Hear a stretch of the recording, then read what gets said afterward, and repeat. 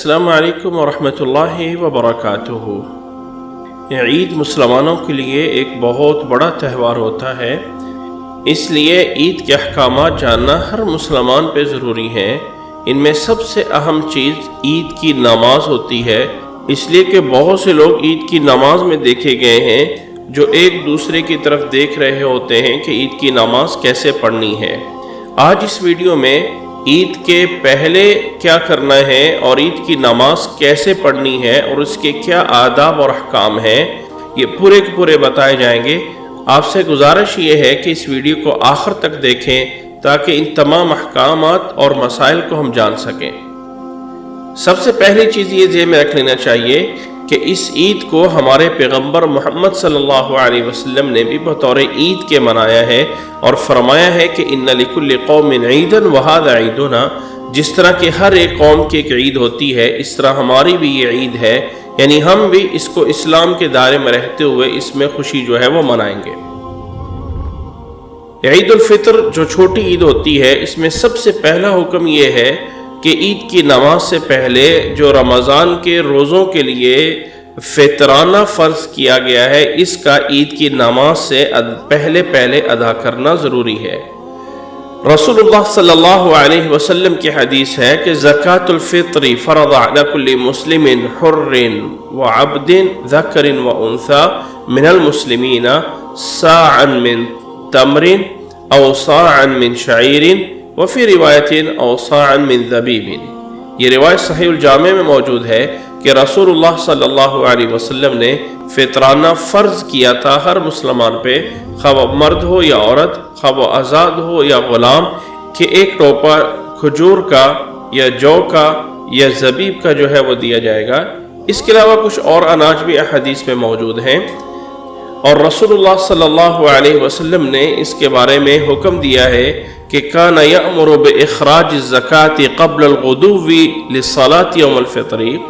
کہ اللہ کے نبی صلی اللہ علیہ وسلم فطرانے کو عید کی نماز کی طرف نکلنے سے پہلے ادا کرنے کا حکم دیا کرتے تھے۔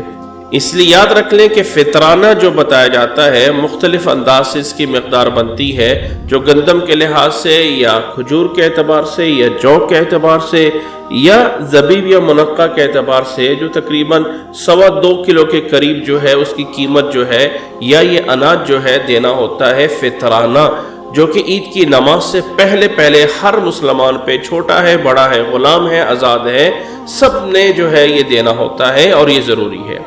دوسری چیز عید کے دن کے لیے یاد رکھ لیں کہ غسل کرنا جو ہے وہ ہوتا ہے۔ اللہ کے نبی صلی اللہ علیہ وسلم کی حدیث ہے کان یغتسل یوم الفطر قبل یغدو الی المصلی، کہ رسول اللہ صلی اللہ علیہ وسلم عید والے دن عید کی نماز میں جانے سے پہلے غسل فرمایا کرتے تھے، اور یہ روایت موطا امام مالک میں موجود ہے۔ تیسری چیز جو اس کے اندر موجود ہے وہ یہ ہے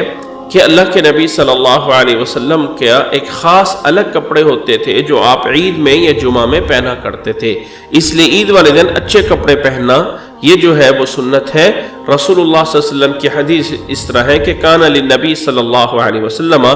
جبۃ یلبسها فی العیدین و یوم الجمعہ، کہ اللہ کے نبی صلی اللہ علیہ وسلم کا ایک جبہ تھا جو اللہ کے نبی صلی اللہ علیہ وسلم دونوں عیدوں میں اور جمعہ میں پہنا کرتے تھے۔ چوتھی چیز عید الفطر میں کھجوریں کھا کے جانا ہوتا ہے تعدد میں۔ اللہ کے نبی صلی اللہ علیہ وسلم کی حدیث ہے کان لا یخرج یوم الفطر حتی یطعم ولا یطعم یوم النحر حتی یذبح، اللہ کے نبی صلی اللہ علیہ وسلم عید الفطر کی نماز کے لیے نہیں جاتے تھے یہاں تک کہ کچھ کھانا لیتے، اور عید الاضحیٰ میں کچھ نہیں کھاتے تھے یہاں تک کہ ذبح کر لیتے۔ اور دوسری روایت میں ہے کان لا یغدو یوم الفطر حتی یاکل التمرات ویاکلن وطرا، بخاری کے اندر یہ روایت موجود ہے کہ اللہ کے نبی صلی اللہ علیہ وسلم عید الفطر کی نماز کے لیے نہیں جاتے تھے یہاں تک کہ کھجوریں کھا لیتے، اور ان کھجوروں کو تعدد میں یعنی 1 یا 3 یا 5 یا 7 اس طرح کر کے کھجوریں کھا کے جایا کرتے تھے۔ پانچویں بات یہ ہے کہ عید کی نماز سے پہلے یا عید کی نماز کے بعد کوئی نفل نہیں ہے۔ اللہ کے نبی صلی اللہ علیہ وسلم کی حدیث اس طرح ہے کہ صلی یوم الفطر رکعتین لم یصلی قبلها ولا بعدها، کہ اللہ کے نبی صلی اللہ علیہ وسلم نے عید الفطر کے دن عید کی نماز میں صرف 2 رکعتیں پڑھیں، اس سے پہلے یا اس کے بعد کچھ نہیں پڑھا تھا۔ چھٹی بات اس میں یہ ہے کہ عید کی نماز میں عورتوں کا جانا بھی لازم اور ضروری ہے۔ اللہ کے نبی صلی اللہ علیہ وسلم سے ام عطیہ رضی اللہ تعالیٰ عنہ نقل کرتی ہیں کہ اللہ کے نبی صلی اللہ علیہ وسلم نے فرمایا لِتَخْرُجَ الْعَوَاتِقُ وَذَوَاتِ الْخُدُورِ وَالْحِيَضِ وَيَشْهَدْنَ الْخَيْرَ وَدَعْوَةَ الْمُؤْمِنِينَ وَيَعْتَزِلُ الْحِيَضُ الْمُصَلَّى۔ ام عطیہ رضی اللہ تعالیٰ عنہ بیان فرماتی ہیں کہ اللہ کے رسول صلی اللہ علیہ وسلم نے حکم دیا تھا کہ سخت پردے والی عورتیں بھی عید کی نماز میں اور مسلمانوں کی دعا میں شامل ہوں، اور مخصوص پیریڈ والی عورتیں بھی جائیں لیکن نماز سے الگ ہو کر بیٹھیں اور دعا میں شامل ہوں۔ 7ویں بات یہ ہے کہ عید کی نماز کے لیے پیدل جانا، اسی طرح جس راستے سے جائیں اس سے دوسرے راستے سے واپس آنا اللہ کے نبی صلی اللہ علیہ وسلم کی حدیث میں موجود ہے۔ كان يخرج إلى العيدين ماشيا ويصلي بغير أذان وإقامة ثم يرجع ماشيا في طريق آخر، کہ نبی صلی اللہ علیہ وسلم عید کی نماز کے لیے پیدل جاتے تھے اور بغیر اذان اور اقامت کے نماز پڑھتے اور دوسرے راستے سے واپس آتے تھے۔ 7ویں چیز یہ ہے کہ تکبیریں، عید کی تکبیریں پڑھتے ہوئے جانا۔ رسول اللہ صلی اللہ علیہ وسلم نے فرمایا ہے کان یخرج فی العیدین رافعا صوتہ بالتہلیل والتکبیر، کہ نبی صلی اللہ علیہ وسلم عید کی نماز کے لیے جب جاتے تو اونچی آواز سے تکبیریں پڑھتے جاتے تھے، جس میں اللہ اکبر بھی تھا اور لا الہ الا اللہ بھی تھا۔ عید کی تکبیروں کا پڑھنے کا انداز یہ ہے کہ اللہ اکبر لا الہ الا اللہ اکبر وللہ الحمد۔ عید کی تکبیریں کسی طرح بھی پڑھی جا سکتی ہیں، جس میں اللہ اکبر بھی ہونا چاہیے، لا الہ الا اللہ بھی ہونا چاہیے، الحمدللہ بھی ہونا چاہیے، کسی طرح بھی ان کو جو ہے وہ ترتیب سے پڑھا جا سکتا ہے۔ اللہ اکبر لا الہ الا اللہ واللہ اکبر وللہ الحمد، عموماً اس طرح عید کی تکبیریں جو ہیں وہ پڑھی جاتی ہیں۔ 9ویں چیز جو کہ بہت اہم ہے اور وہ ہے عید کی نماز پڑھنے کا طریقہ۔ ابن عمر رضی اللہ تعالیٰ عنہ بیان کرتے ہیں کہ التکبیر فی الفطر 7 فی الاولی و5 فی الآخرہ والقراءۃ بعدہما کلتیہما، کہ نبی صلی اللہ علیہ وسلم کی عید کی نماز جو 2 رکعتیں ہوتی تھی، پہلی رکعت میں 7 تکبیریں اور دوسری رکعت میں 5 تکبیریں تھیں، اور دونوں رکعتوں میں قراءت سے پہلے تکبیریں ہوا کرتی تھی۔ یہ روایت صحیح ابو داؤد میں 1035 نمبر پہ موجود ہے۔ عید کی نماز ادا کرنے کا طریقہ کچھ یوں ہے کہ سب سے پہلے نیت کرنا ہے، اور عید کی نماز کی نیت کے لیے کوئی خاص الفاظ نہیں ہے، بس دل کے اندر یہ ارادہ ہونا کہ میں عید الفطر کی نماز پڑھ رہا ہوں، بس یہی نیت ہے، اس کے کوئی الفاظ نہیں ہیں، صرف ارادہ کرنا ہے کہ میں عید الفطر کی نماز جو ہے وہ پڑھ رہا ہوں یا پڑھ رہی ہوں، اس کے علاوہ اور کچھ نہیں ہے۔ اس کے بعد امام کے ساتھ اللہ اکبر کہہ کے نماز میں داخل ہونا ہے، تکبیر تحریمہ جسے کہتے ہیں، اور دونوں ہاتھوں کو اٹھانا ہے، اور اس کے بعد دعائے استفتاح سبحانک اللہم و بحمدک و تبارک اسمک و تعالی جدک ولا الہ غیرک، یہ پڑھنے کے بعد پھر 7 دفعہ پہلی اس رکعت میں تکبیریں ہیں، اللہ اکبر اللہ اکبر اللہ اکبر اللہ اکبر اللہ اکبر اللہ اکبر اللہ اکبر اللہ اکبر۔ اس کے بعد اعوذ باللہ پڑھنا ہے، پھر بسم اللہ پڑھنی ہے، پھر سورۃ الفاتحہ، اور اس کے بعد قرات کرنی ہے،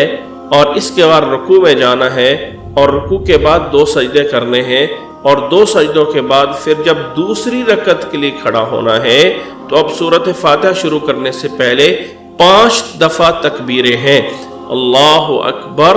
اللہ اکبر اللہ اکبر اللہ اکبر اللہ اکبر۔ اس کے بعد پہلی رکعت کی طرح ہی اعوذ باللہ، پھر بسم اللہ، پھر سورۃ الفاتحہ، پھر اس کے بعد قرات، اور اس کے بعد رکوع اور سجدے ہیں، اور آخر میں جلسہ اور سلام ہے۔ گویا کہ عام نماز کی طرح 2 رکعتیں نماز ادا کی جائے گی۔ فرق صرف یہ ہے کہ پہلی رکعت میں سورۃ فاتحہ سے پہلے 7 تکبیریں ہیں، اور دوسری رکعت میں سورۃ فاتحہ سے پہلے 5 تکبیریں اللہ کے نبی صلی اللہ علیہ وسلم سے ثابت ہیں۔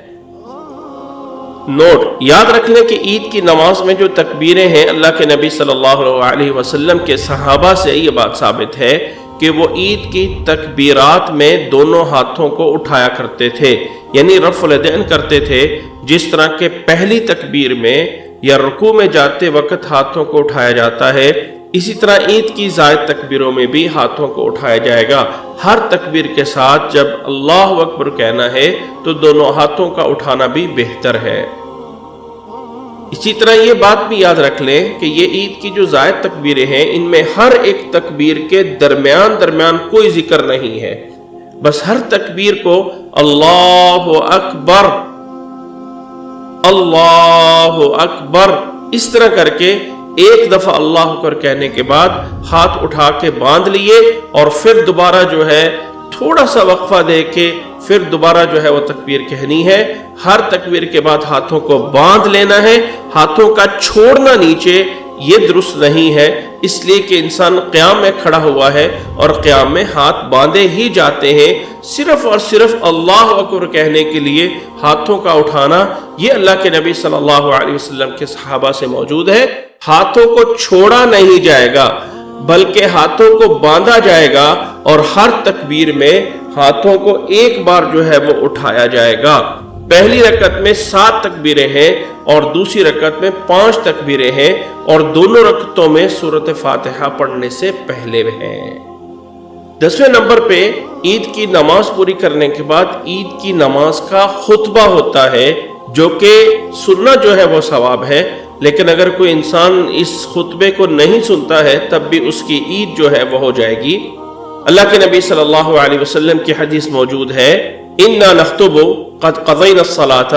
فَمَنْ أَحَبَّ أَنْ يَجْلِسَ لِلْخُطْبَةِ فَلْيَجْلِسْ وَمَنْ أَحَبَّ أَنْ يَذْهَبَ فَلْيَذْهَبْ۔ نبی صلی اللہ علیہ وسلم نے عید کی نماز پڑھانے کے بعد فرمایا کہ اب ہم خطبہ دیتے ہیں، جس نے بیٹھنا ہے بیٹھ لے، اور جو جانا پسند کرتا ہے وہ جا سکتا ہے۔ 11 نمبر پہ یہ بات ذہن میں رکھ لیں کہ اگر عید کی نماز اور جمعہ دونوں ایک دن آ جاتے ہیں تو یہ مسلمانوں میں کوئی ایسا تصور پایا جاتا ہے کہ اس کی وجہ سے کوئی بہت بڑی آفت آ سکتی ہے، کوئی مصیبت آ سکتی ہے، تو ایسا کچھ نہیں ہے۔ عید اور جمعہ دونوں ایک ہی دن میں آ سکتے ہیں، اور اس میں صرف اور صرف حکم یہ ہے